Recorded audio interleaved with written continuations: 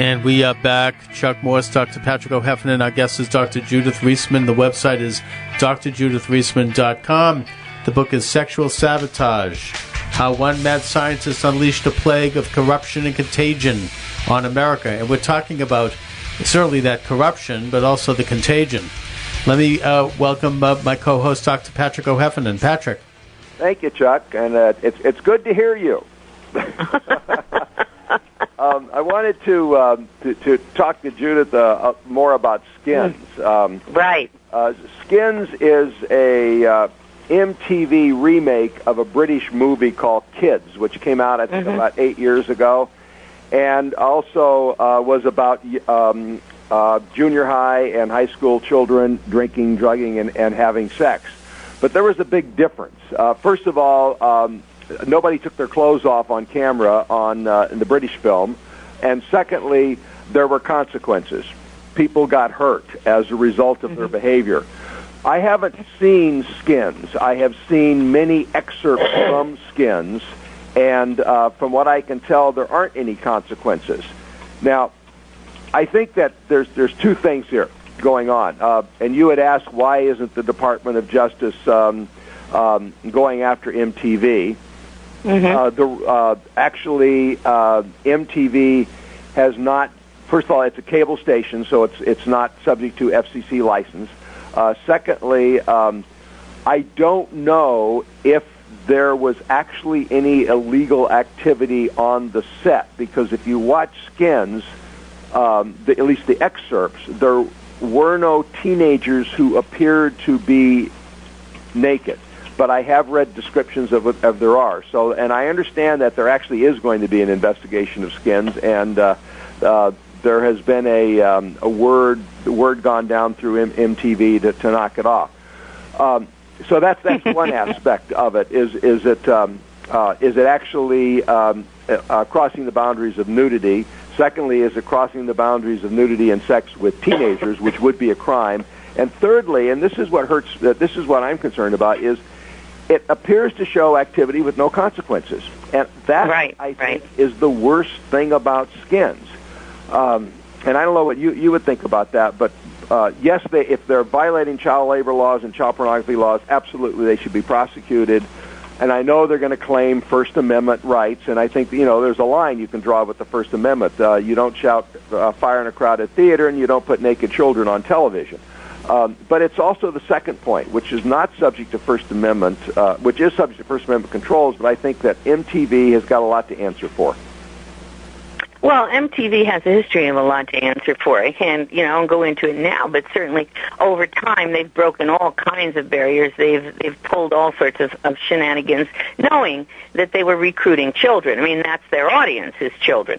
And, I've been interviewing some teenage kids who I happen to be able to talk with, and their comments are, that Skins is porn for the boys, and all the boys are watching it. Well, I can assure you, when the boys are watching it, the girls will be doing it. I mean, that's just the way the thing works.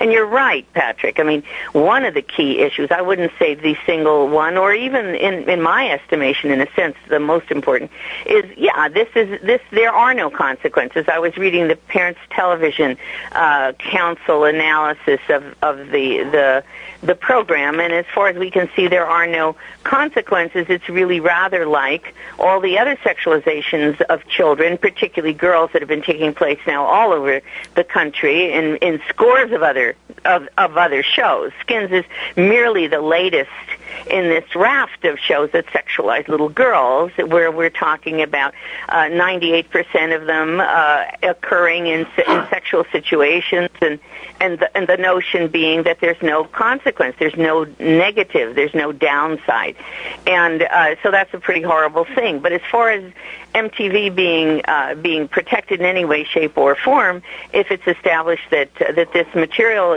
has sexualized children beyond the pale, and some of that is called child pornography, and some, I think, has to be put back to where it was, as recognizable visibly harmful to minors and therefore illegal. That's part of where we've gone in our laws. We've slipped and we're slipping and sliding so badly that now we say, what, the child has to be naked and engaged in copulation or something for it to be child pornography? No.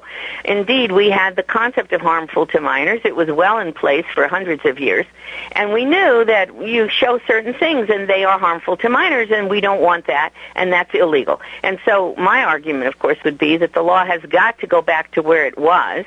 We have to begin to recognize that we cannot show things on television, whether they've got a license or not, and they ought to have the license pulled, by the way. Anything at all that we construe that is harmful to minors on an American value system ought to be investigated and juried, and we should start doing something about it. I agree, and obviously a few sponsors have started to do something about it. Oh, indeed. Yeah, they finally did, but come on. You wait till you're down the trail and everybody's in the water, and drowning, and then you say, well, maybe we should pull some of the kids out? No.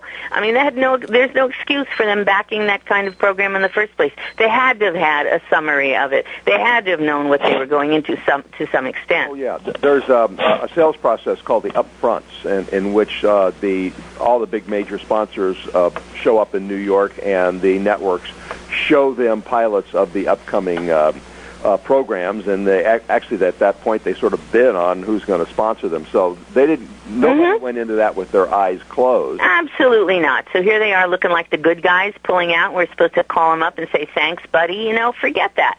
These were guys who are out there to make their billions, to make their profits, just like Big Pharma makes its profit off the children who require now vaccines when they're newborn babies for Hep B and then HPV later, I mean, there's a lot of money in all this. There's very little money in normal functioning families that are not engaged in bizarre activity like alcohol consumption and weed and everything else. There's hardly anything involved in that in terms of profiteering.